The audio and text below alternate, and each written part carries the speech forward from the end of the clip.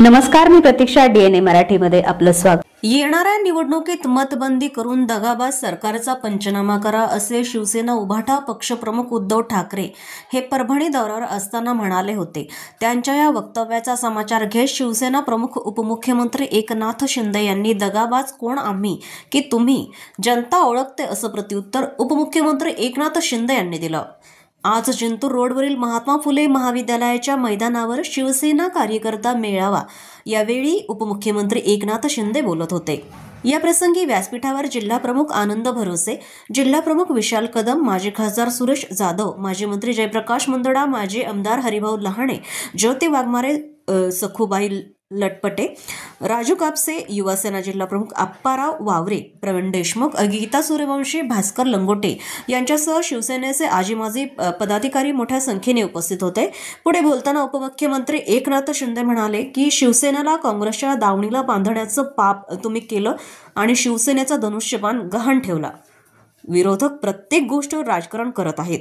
आज संपन्न झालेल्या सभेस जिल्हाभरातील शिवसैनिक हे मोठ्या संख्येने उपस्थित होते. सन्मान वाढवणारी शिवसेना, कार्यकर्त्यांचं खच्चीकरण करणारी शिवसेना नाही. आणि म्हणून हा फरक आहे पूर्वीच्या शिवसेनेत आणि आपल्यामध्ये.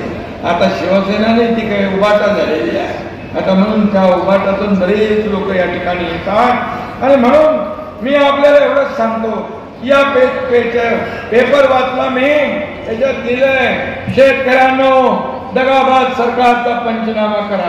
उभाटेवाले येऊन गेले इकडं.